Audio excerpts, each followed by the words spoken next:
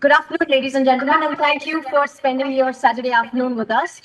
We sincerely appreciate that. What's up? Welcome virtually to your first India visit. Good to be here. All right, good.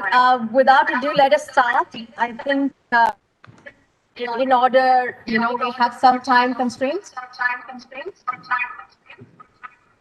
My name is Dharmi. As the host has already introduced us, I'm the Regional Director for Southeast Asia for the Bahrain Economic Development Board. And I have my colleague Musab with me here today. Musab is the Director of Technology and Innovation at the Bahrain EDB. We will be sharing with you today some recent developments in the Bahrain's technology and innovation sector, including fintech, and what Bahrain has gone through in its entire digitalization journey. So, Musab, Middle East is an important strategic region for Indian businesses, and GCC is India's largest trading partner. As you will know, over the last year, our Prime Minister, Mr. Narendra Modi, has visited the region more than any previous Indian Prime Ministers. This itself reiterates the importance of the region to India. Bahrain, being at the heart of the Gulf, has always played and will play a very key role in this economic relationship. Could you please shed some light on Bahrain as an important gateway to the region, its key differentiators and its unique advantages that sets it apart from the other economies? This will be particularly useful for Indian companies who wish to access the regional opportunities. Thank you very much, Dharmi. And to begin, I'd like to thank the government of Karnataka, organizers, and I'd like to thank those who have dialed in to spend their Saturday with us. So, hello everyone, and I hope you find this session useful.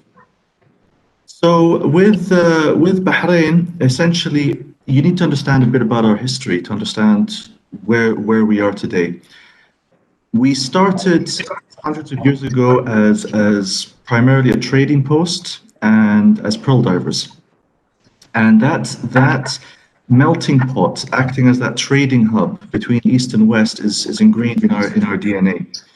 We since then and today we continue to act as a gateway to the Gulf. We're often the first to land and introduce other peoples and cultures to the region.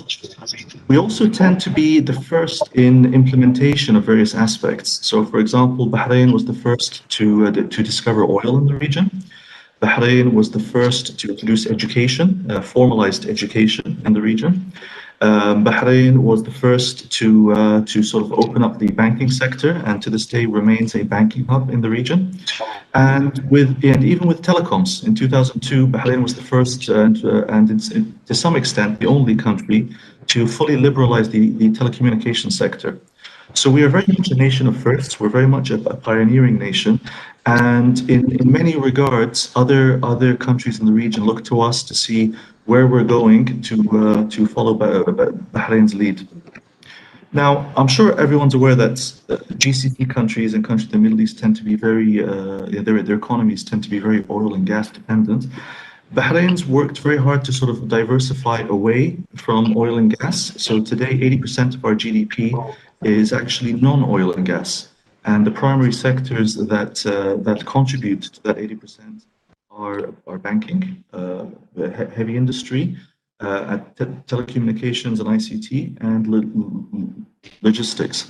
So we are very much a place where we welcome people both to Bahrain and to the region. And I think in today's discussion we'll explore a little bit more of what that means when it comes to sort of technology, startups, and innovation. Thank you for that. I'll pick up a point that you mentioned earlier.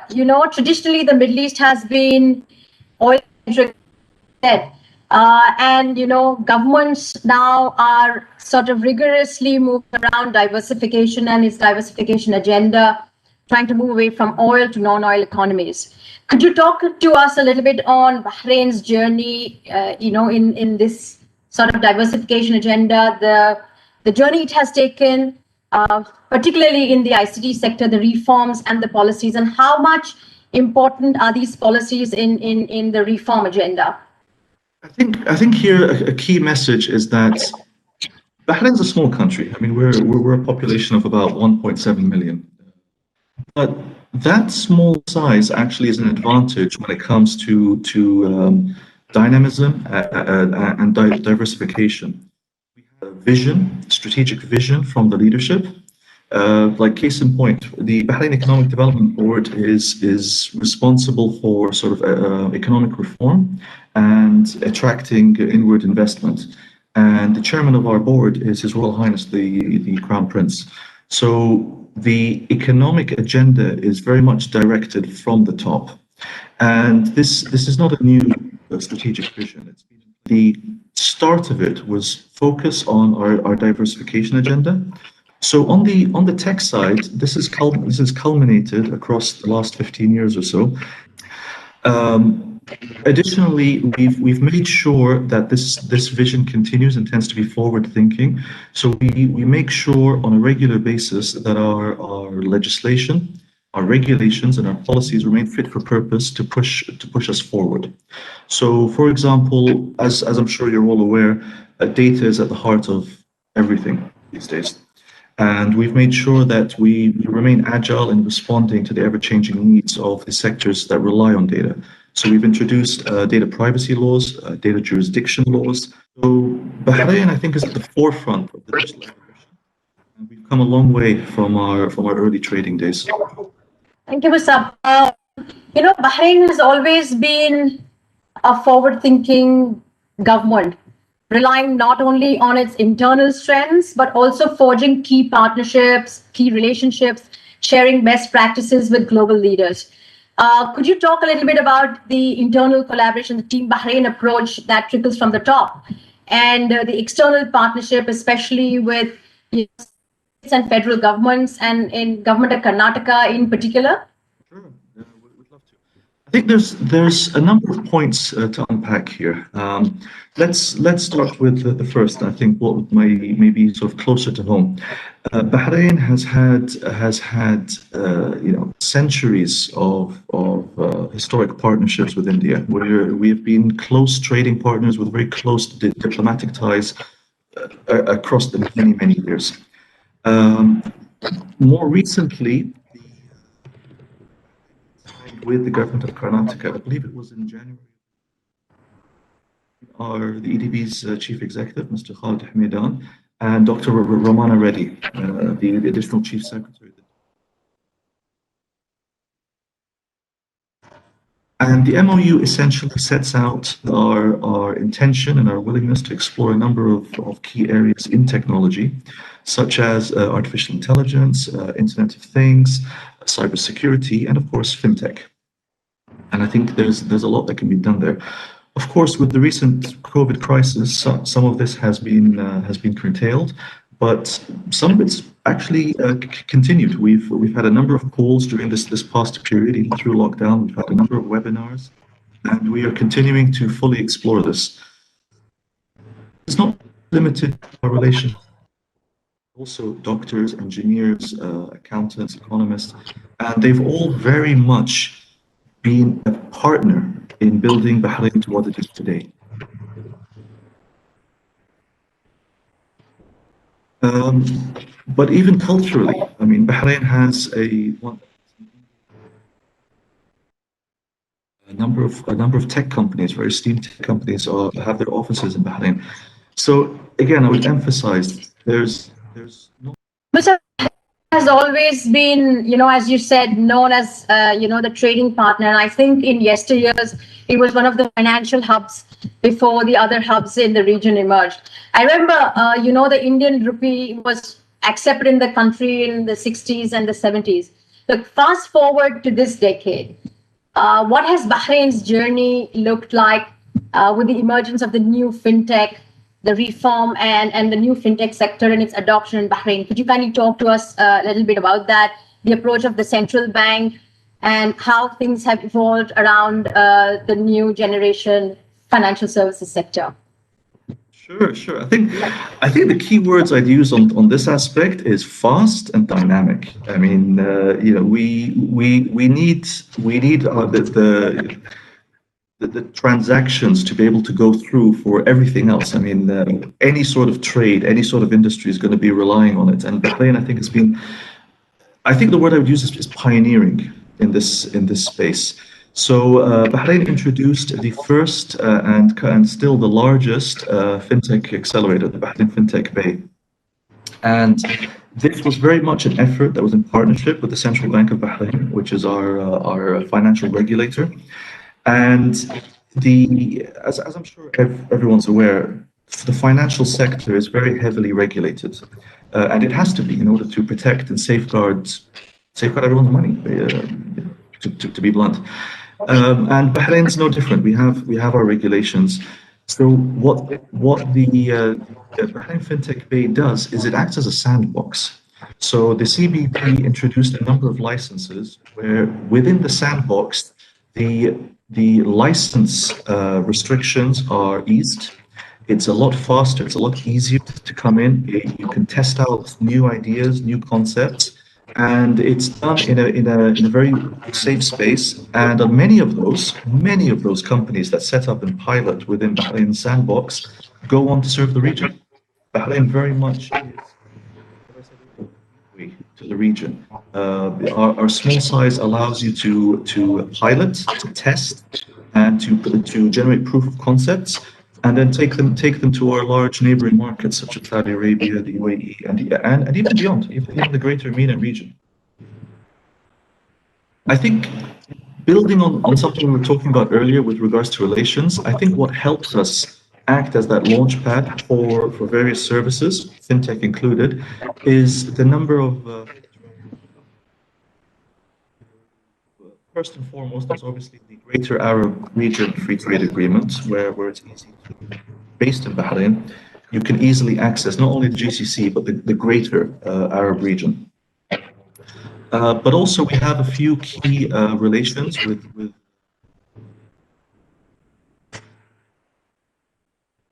among them. I think it would be interesting to note that Bahrain was the first country in the region to sign a free trade agreement with the USA. Have historic relations and trades and agreements even with the Middle East and beyond. So it's very much easy to do business, and we've seen that also with the rollout of new services in the fintech space, such as crypto asset platforms, robo advisory, open banking. So we have an open banking platform or open banking provider, Tarabut Gateway, and this I think has catalyzed a um, lot, lot of development and growth because the largest number of venture deals are in the fintech space in the MENA region. So I think there's a lot there has been and continues to be a lot of. Yeah, I think, to summarize what you said, Musab, the acts as a test bed. The central bank allows the innovation to be tweaked to the regulation that's available. If there's no regulation, the innovation and the regulators sit down together and work towards a common ground to help the proof of concept get delivered within 9 months. I believe the spread in the sandbox is over 9 months, extended to 12 months, and then the sandbox companies graduate out to a full license. Well, thank you. That's very interesting because I think Bahrain probably was one of the first ones in the region to introduce the regulatory sandbox as well. And we have a few companies that, tested the sandbox and are now fully licensed. Well, everybody is familiar with what's happening in the world today. The COVID-19 situation. There's turmoil everywhere. Global economies and nations around the world are struggling to deal with this economic turmoil.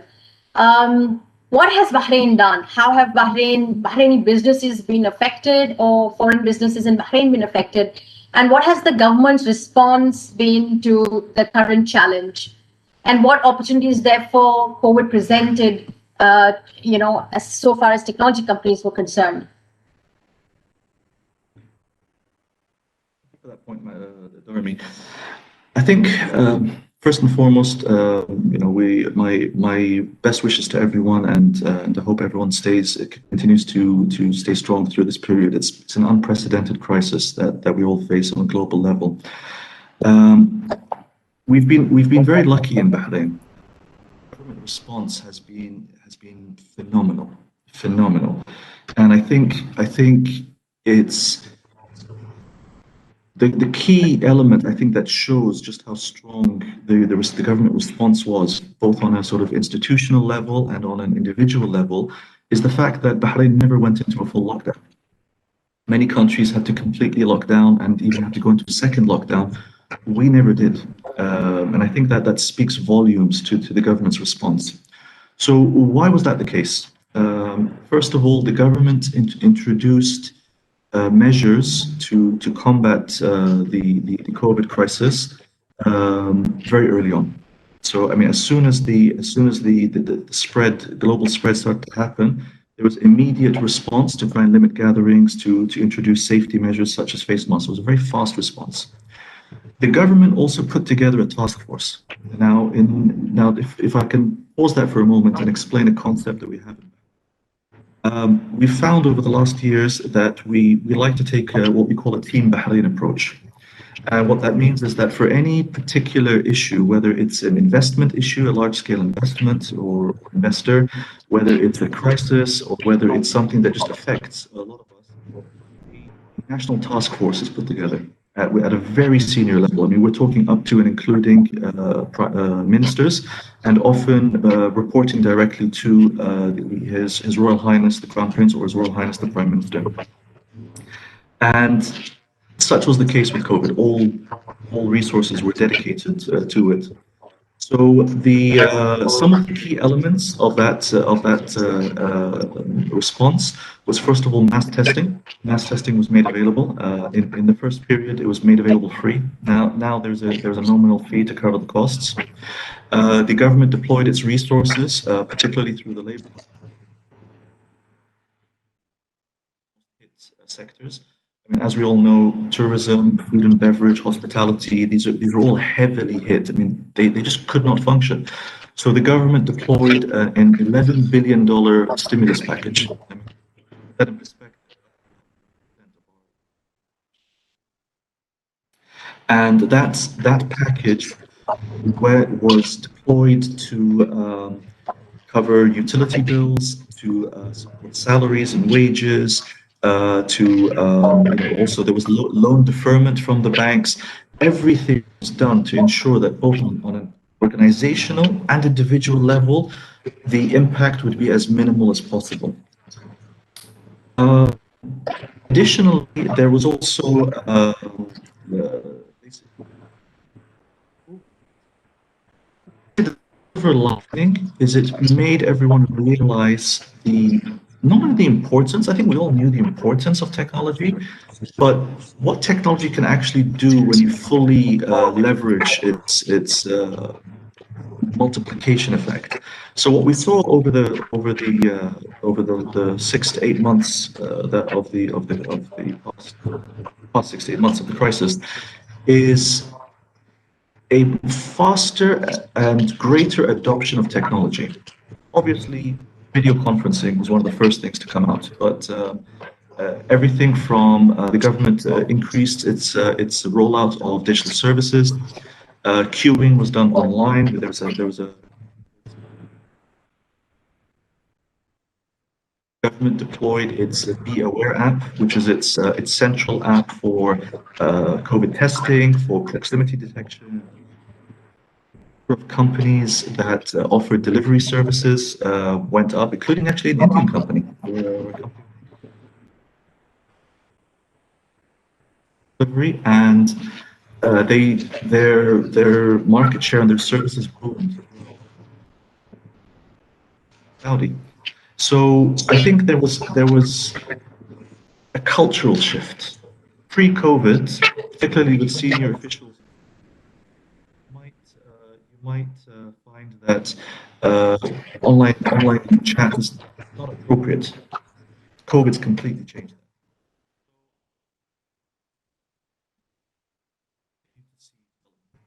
Thank you. Now zooming into Bahrain once again, Musab, and I'll pick up on a point that is so critical for this time and the testing times that all companies had gone through. Technology enabled a lot of businesses accelerated almost, the digitalization journey. And you mentioned earlier that is home AWS. Will that spur more opportunities for SaaS, PaaS, cloud computing, cybersecurity companies? Your thoughts on that, please? Sure, absolutely. As I was saying, because of COVID, the various digital technologies, including software as a service,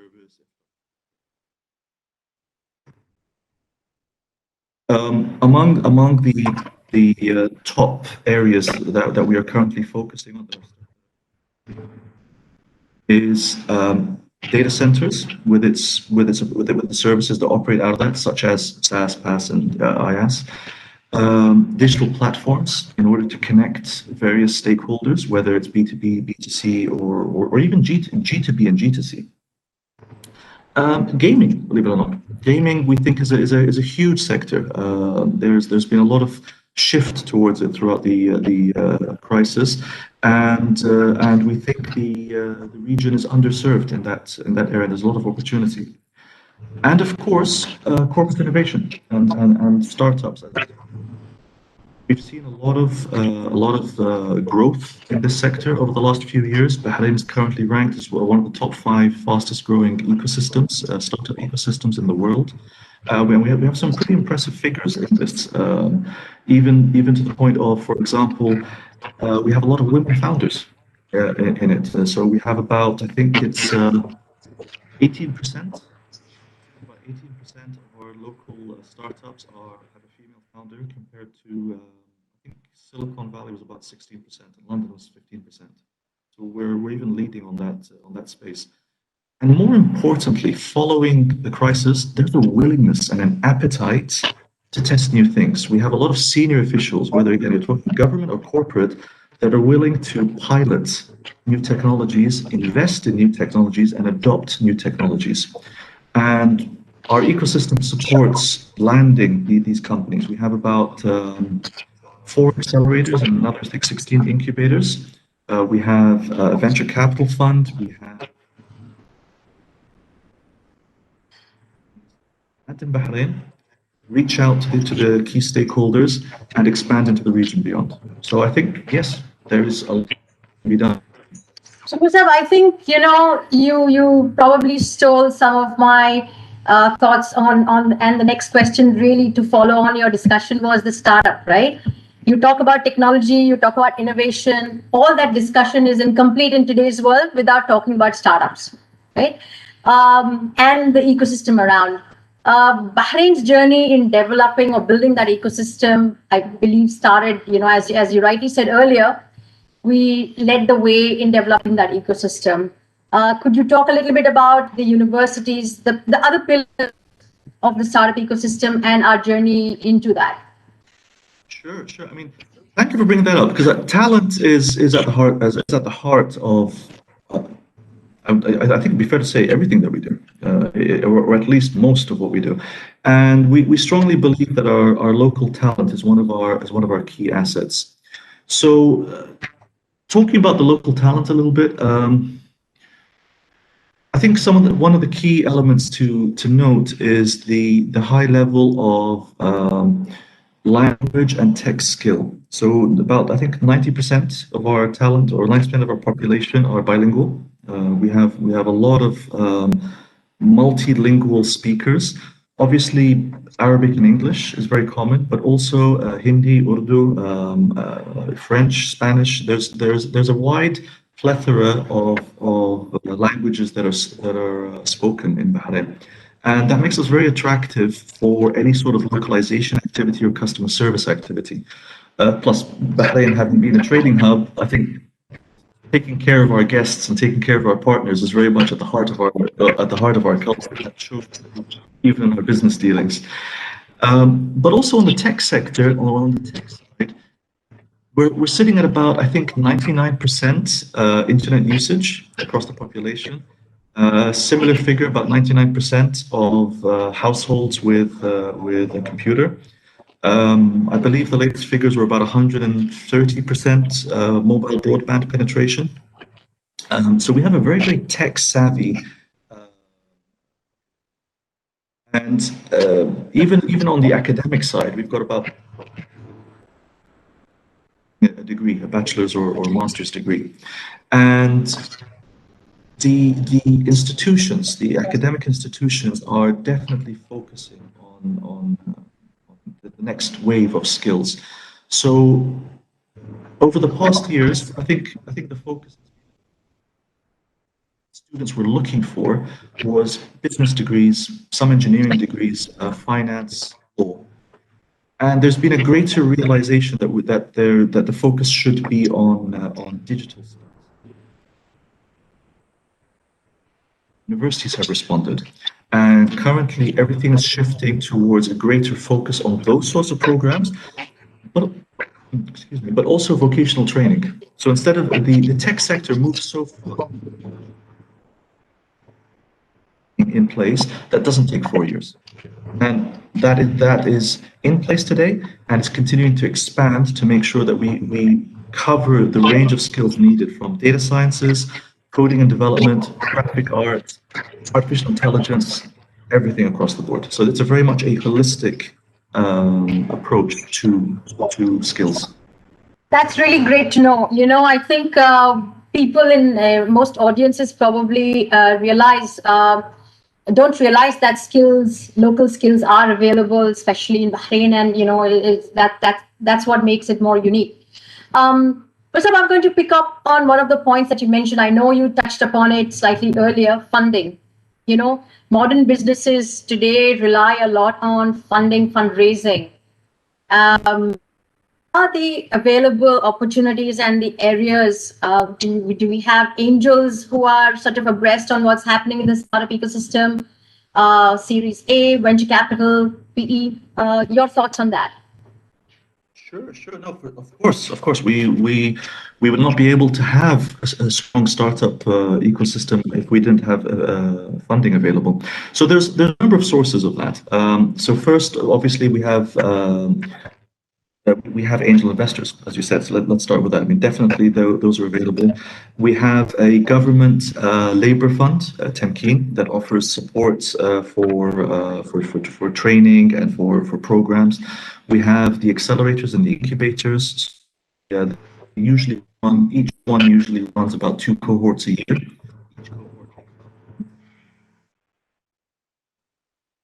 And there's funding attached to the entrance into those programs. There's a venture capital fund. We have a fund of funds in Waha, but also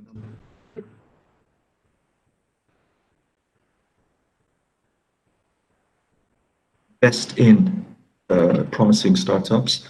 We have the Sovereign Wealth Fund, Mumtalakat, which is very much focused on it for its tech strategy.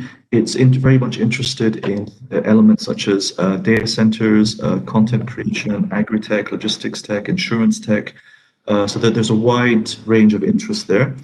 And we also have private investors, whether corporate or family offices.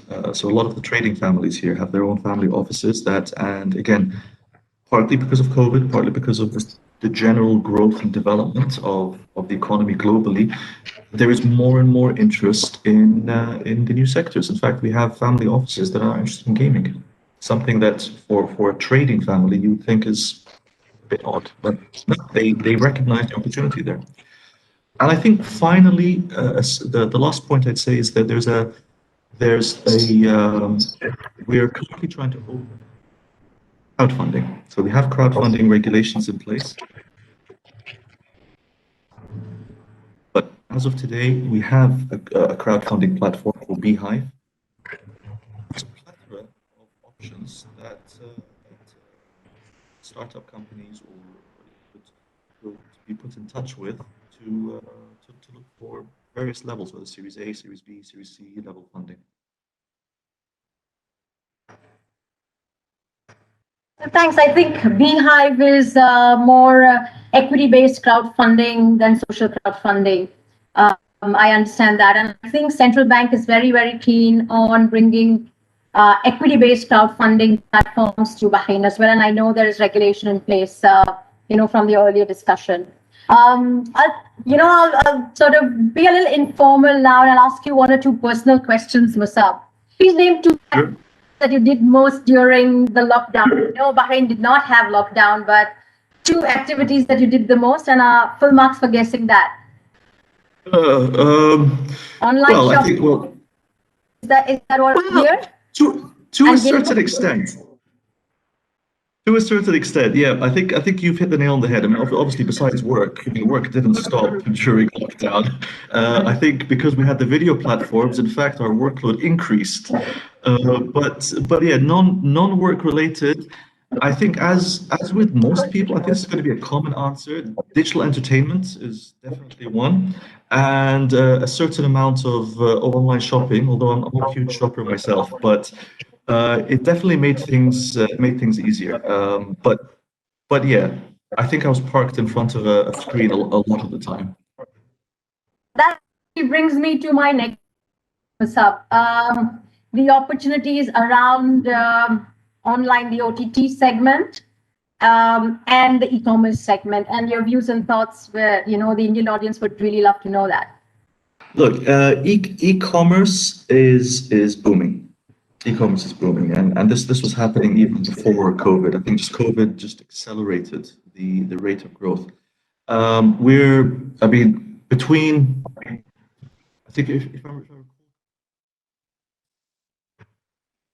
projection that but over the next 5 years, so until 2022, there would be exponential growth from about, I think it's $8 billion of e-commerce in the region to about $28 billion in the region. Uh, Personally, I expect that figure is going to go up. I mean, we're still analyzing the data through COVID, but general trends are it's shooting up. There was another figure that I think is going to be very interesting. There was a report that basically said that about 60% of the population the respondents in the region, and this was in May of this year, May 2020 of this year. There was a survey that went out by The Economist, and there was about 60% of the respondents believed that over the next 5 years, so between now and 2025, cash is going to be less than 5% of transactions. So let's just think about that for a moment. 95% or more of our digital cash. It's phenomenal. But we're also seeing uptake across lots of other sort of digital subsectors, streaming and sort of just online watching, whether you're talking YouTube, Twitch, Netflix, or the like. It's spiked. The figures went up massively, and it's not just those that are used to using it. Even those that are perhaps a little bit more old school or more traditional minded started using it just because of necessity. They had to. I think we saw about in Bahrain alone about 317,000 viewers on Twitch, and that went up to about 415,000 viewers. I mean, it's a high percentage of the population, and that's one platform. YouTube was reporting similar results. Netflix was reporting higher. Um, so yeah, it's going to go up, and again, I bring up the gaming aspect. I think gaming is becoming very popular. Usually, when we think gaming, we think console, we think PC, but really, there's been a huge boom on mobile as well, and it's so accessible. Everyone has a mobile phone. So where unlike PC and console, where you have to buy a device, mobile gaming is in your pocket already. So we're seeing a lot.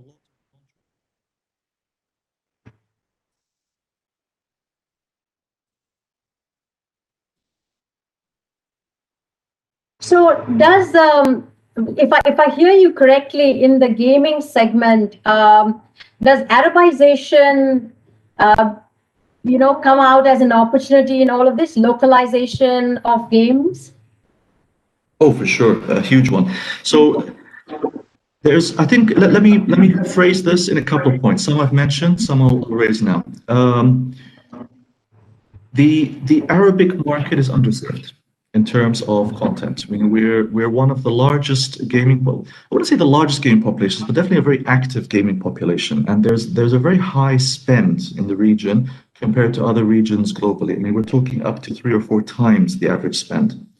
And there's a lot of interest, which kind of runs under the radar. A lot of people don't realize it. And there's a minuscule percentage of games that have Arabic content, although that's started to shift in recent months and the last couple of years. Bahrain is ideal, I would say, for localization, partly because of the bilingual the workforce that I mentioned. And again, it's not just for English and Arabic, but also English and Hindi, English and Urdu, English and other languages. But also, Bahrain has a very low cost.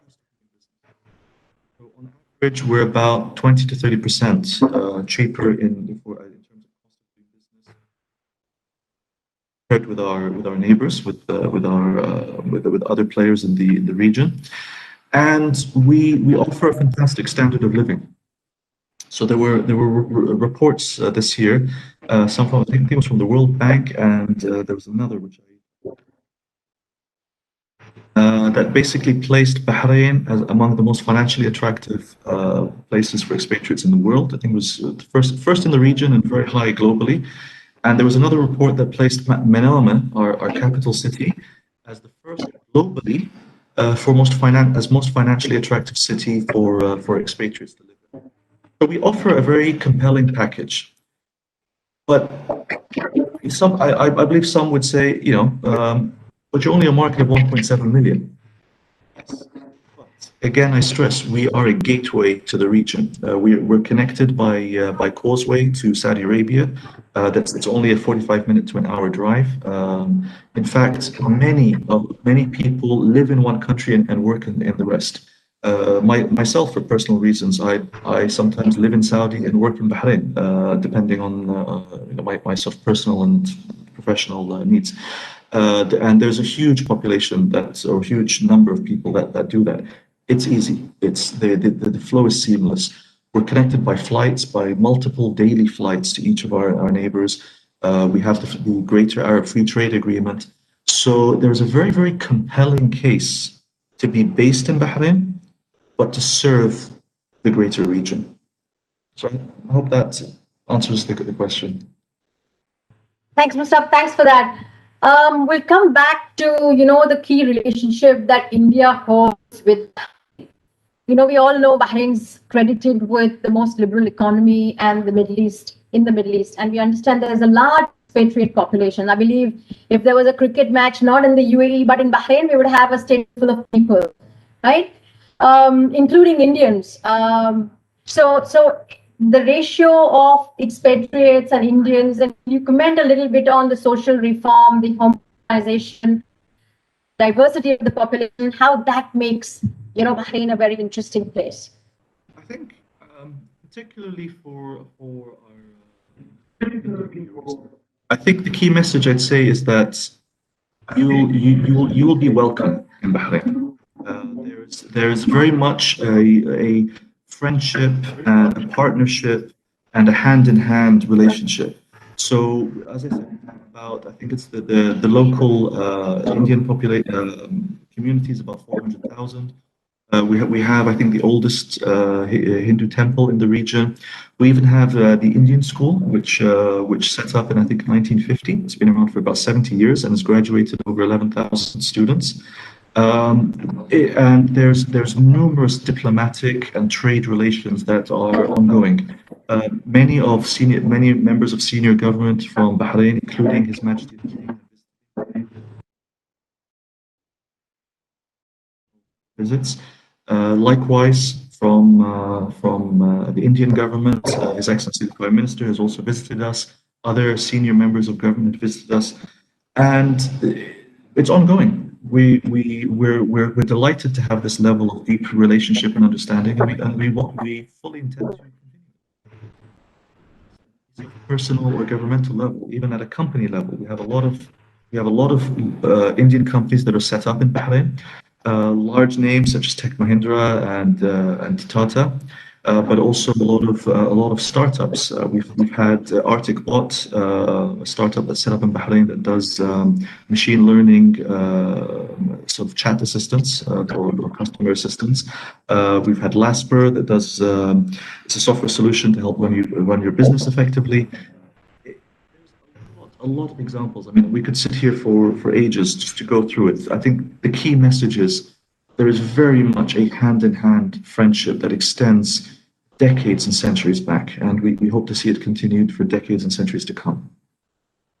I think what I'd like to sort of also convey is um, hopefully we can get the video up and running, but we would love to receive you in Bahrain, and I think hopefully with the news of a vaccine on the way, travel should start resuming in the coming months.